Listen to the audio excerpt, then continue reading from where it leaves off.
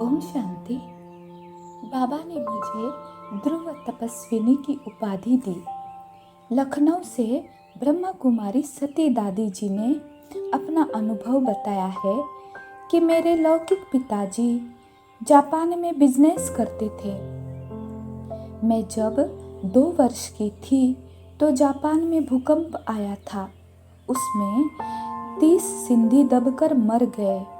उसी में मेरे पिताजी ने भी शरीर छोड़ दिया। मेरी माताजी भारत में आ गई और हैदराबाद सिंध में रहने लगी।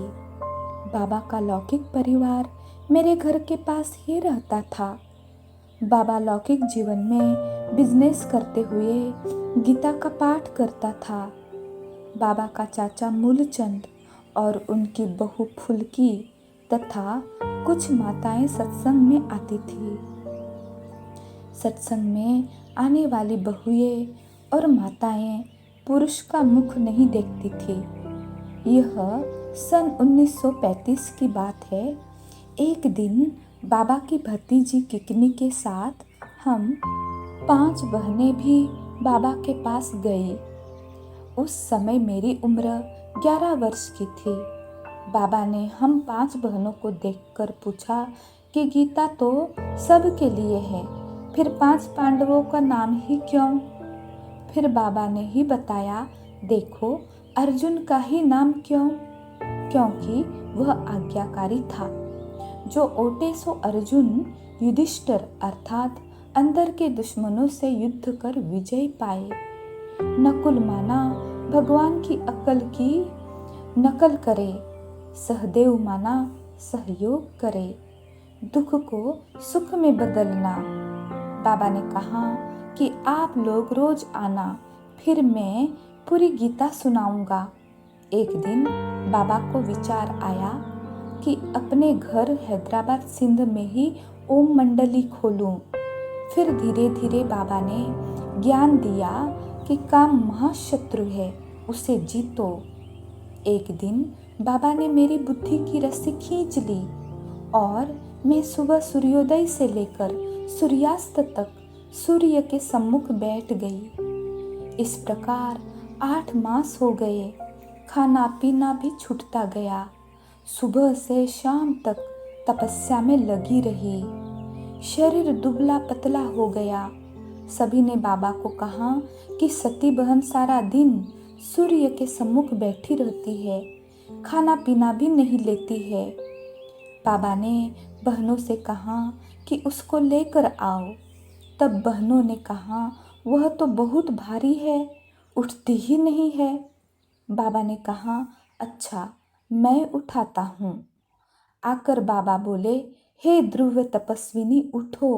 बाबा के शब्द जैसे ही कानों में पड़े, मैं तुरंत उठ गई। बाबा ने कहा, अब सूर्य के सामने नहीं बैठो। उस समय से मेरा नाम सूर्य मोहिनी पड़ा। बाबा जब कराची में चले गए, उस समय एक गोपी ने मुझसे कहा कि मुझे भी बाबा के पास ले चलो। उस पर घर वालों का बहुत बंधन था तथा पैसे की भी कमी थी। तब मैं उसको गाड़ी से लेकर गई, क्योंकि बहनों को विकारियों से बचना था। कुछ समय पश्चात सन 1950 में बाबा के डायरेक्शन अनुसार भारत में आए। दीदी मनमोहिनी के चाचा ने आबू में स्थान देखकर बाबा को बताया। हमने जहाज से आबू के लिए प्रस्थान किया। बेगरी पार्ट चल रहा था और होली के दिन नज़दीक थे। एक दिन बाबा ने मम्मा से कहा, मम्मा होली आ रही है, बच्चों को जलेबी खिलाना है। मम्मा ने बाबा को कहा, जी बाबा, लेकिन यज्ञ में न तेल है न आटा है। बाबा बोले, मम्मा सेठ ऊपर में बैठा है, हम तो बीच में हैं। अगर जलेबी खिलानी होगी तो वह खिलाएगा, अगर नहीं खिलानी होगी तो नहीं खिलाएगा। मम्मा बाबा आपस में ये बातें कर रहे थे। होली का दिन भी आ पहुंचा। तब बाबा ने कहा, मम्मा कल होली है, बच्चों को जलेबी खिलानी है। मम्मा ने कहा, जी बाबा। लेकिन सभी यज्ञवस्त सोचने लगे कि अभी तक कोई भी सामान नहीं है, फिर भी कल जलेबी कैसे बनेगी। सभी ने मम्मा को कहा, यह कैसे होगा। मम्मा ने कहा, बाबा ने कहा है तो जरूर होगा।